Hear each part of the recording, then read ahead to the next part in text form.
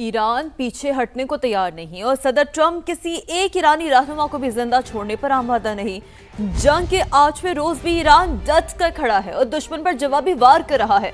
ताज़ा हमला इराक के शहर बसरा में किया गया, जहां अमरीकी ऑयल कॉम्प्लेक्स पर ड्रोन हमले के बाद खौफनाक आग भड़क उठी।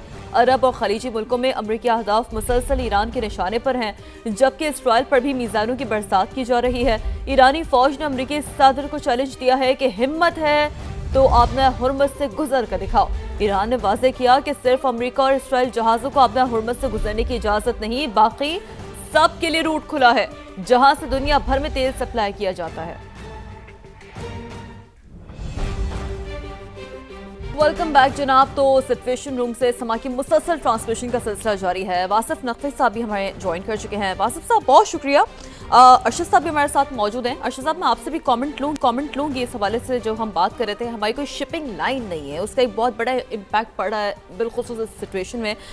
वासिफ साहब, चूँकि आप बड़ी गहरी नज़र रखते हैं, एक रिसर्च एनालिस्ट के तौर पर थोड़ा सा ही बताइएगा, अभी ये जो मजबूरी तौर पर सिचुएशन है, क्या इसका अजाला मुमकिन है? Thank you very much for having me in the show. मेरे ख्याल में इन शॉर्ट टर्म अगर हम देखें तो काफ़ी मुश्किल हो जाएगा इस क्राइसिस से बाहर आना।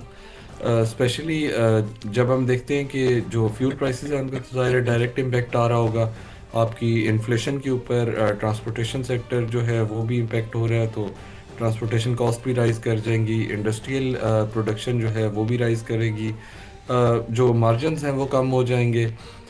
इसी हवाले से अगर हम देखें तो जो ओवरऑल आई मीन जो हमारा गवर्नमेंट पे प्रेशर है वो भी बढ़ जाता है। तो मैक्रो इकोनॉमिक अगर लेंस से देखा जाए तो इसका बड़ा ह्यूज इम्पैक्ट है, और इस इम्पैक्ट को मैं नियर फ्यूचर में कम होता नहीं देख रहा। जाहिर है कि विद इन 7 डेज अगर गवर्नमेंट ने प्राइस बढ़ाई है फ्यूल की और 20% का राइज पहले उसमें लेकर आए हैं, तो जाहिर है कि अगर मिड ऑफ मंथ दोबारा इसको एज्यूम करते हैं कि ये दोबारा इसी या इससे हाफ उसमें भी बढ़ाई जाती है, तो इसका इम्पैक्ट बहुत ज़्यादा होता जाएगा।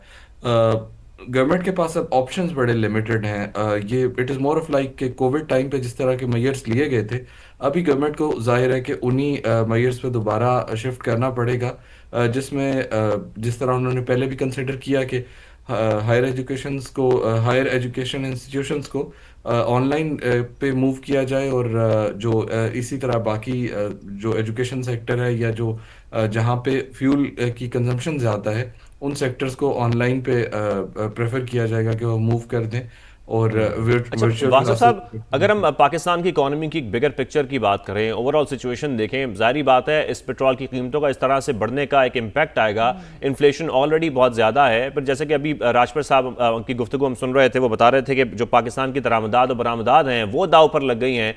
तो ओवरऑल जो हमारी इकोनॉमी है वो ज़ाहिर है फिर बिल्कुल मुकम्मल तौर पर रुक जाएगी। तो फिर पाकिस्तान के हालात को इनसे निकालने के लिए क्या मुतबादिल रास्ते अपनाने चाहिए इस हुकूमत को? मेरे ख्याल में जो गवर्नमेंट मेजर ले रही है वो तो बड़ी उन्होंने स्मार्टली मूव किया है। अगर आप फ्यूल प्राइसेस में ही देख लें तो उन्होंने जो डीजल है उसकी यूटिलाइजेशन ज़ाहिर है हमारी एग्रीकल्चर सेक्टर में ज़्यादा है और पब्लिक ट्रांसपोर्ट सेक्टर में ज़्यादा है, तो उसके अंदर उन्होंने जो लेवी है उसको ऑलमोस्ट 55% के करीब किया है कम करके। और जो पेट्रोल है उसकी कंजम्पशन आम पब्लिक में ज़्यादा होती है, बाइकर्स और जो घरेलू गाड़ियां हैं उसमें इस्तेमाल होता है, तो उसको 110% के करीब जो है वो लेवी को ले गए हैं।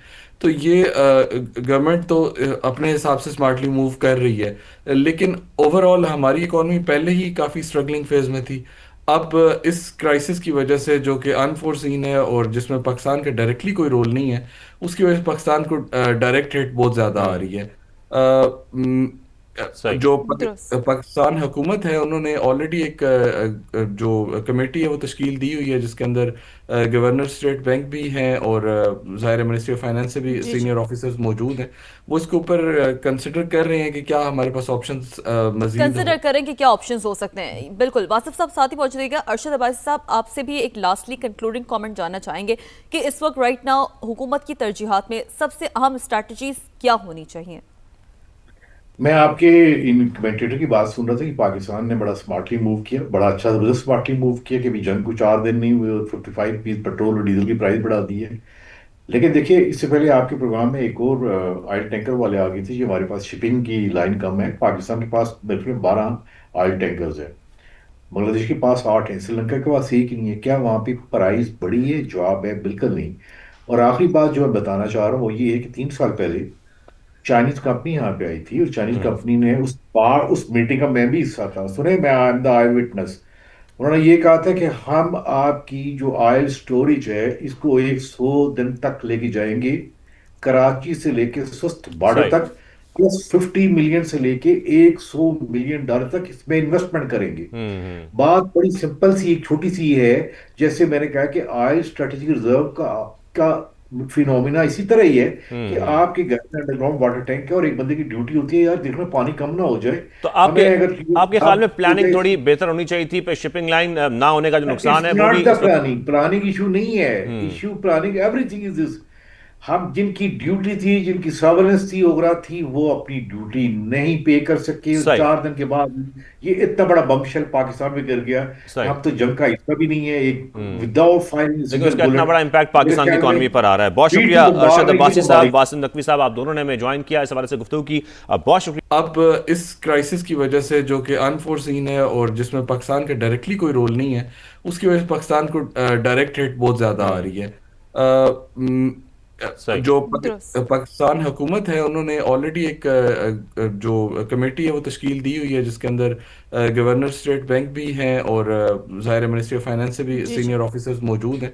वो इसके ऊपर कंसिडर कर रहे हैं कि क्या हमारे पास ऑप्शंस मजीद कंसिडर करें कि क्या ऑप्शंस हो सकते हैं। बिल्कुल, वासिफ साहब साथ ही पहुंच रहिएगा। अरशद अब्बासी साहब, आपसे भी एक लास्टली कंक्लूडिंग कमेंट जानना चाहेंगे कि इस वक्त राइट नाउ हुकूमत की तरजीहात में सबसे अहम स्ट्रैटेजीज क्या होनी चाहिए। मैं आपके इन कमेंटेटर की बात सुन रहा था कि पाकिस्तान ने बड़ा स्मार्टली मूव किया, बड़ा अच्छा जबरदस्त स्मार्टली मूव किया कि भी जंग को 4 दिन नहीं हुए और 55 पेट्रोल और डीजल की प्राइस बढ़ा दी है। लेकिन देखिए, इससे पहले आपके प्रोग्राम में एक और ऑयल टैंकर वाले आ गई थी कि हमारे पास शिपिंग की लाइन कम है। पाकिस्तान के पास मेरे ख्याल में 12 ऑयल टैंकर्स है, बांग्लादेश के पास 8 है, श्रीलंका के पास एक ही नहीं है। क्या वहाँ पे प्राइस बढ़ी है? जवाब है बिल्कुल नहीं। और आखिरी बात जो मैं बताना चाह रहा हूँ वो ये है कि 3 साल पहले चाइनीज कंपनी यहाँ पे आई थी, और चाइनीज कंपनी ने उस मीटिंग का मैं भी हिस्सा था, सुने, मैं I am the I witness. उन्होंने ये कहा था कि हम आपकी जो ऑयल स्टोरेज है इसको 100 दिन तक लेके जाएंगे, कराची से लेके सुस्त बॉर्डर सही। तक, प्लस 50 मिलियन से लेके $100 मिलियन तक इसमें इन्वेस्टमेंट करेंगे। बात बड़ी सिंपल सी, एक छोटी सी है। जैसे मैंने कहा कि ऑयल स्ट्रेटेजिक रिजर्व का फिनोमिना इसी तरह ही है कि आपके घर में अंडरग्राउंड वाटर टैंक है और एक बंदे की ड्यूटी होती है, यार देखना पानी कम ना हो जाए। तो हमें अगर आपके ख्याल में आप प्लानिंग थोड़ी बेहतर होनी चाहिए थी, पे शिपिंग लाइन ना होने का जो नुकसान इट्स है वो नॉट भी द इस वक्त। प्लानिंग इशू नहीं है। Issue planning, everything is this. हम जिनकी ड्यूटी थी, जिनकी सर्वेलेंस थी, ओगरा थी, वो अपनी ड्यूटी नहीं पे कर सके। सही 4 दिन के बाद ये इतना बड़ा बमशेल पाकिस्तान में गिर गया कि सही। हम तो जंग का हिस्सा भी नहीं है। एक विदाउट फायरिंग लेकिन सिंगल उसका इतना बुलेट बड़ा इम्पैक्ट मेरे पाकिस्तान की ख्याल इकॉनमी में पर आ रहा है। बहुत बीट शुक्रिया को मार अरशद रही थी अब्बासी साहब, हमारी। वासिम नकवी साहब, आप दोनों ने हमें ज्वाइन किया, इस हवाले से गुफ्तगू की। बहुत शुक्रिया।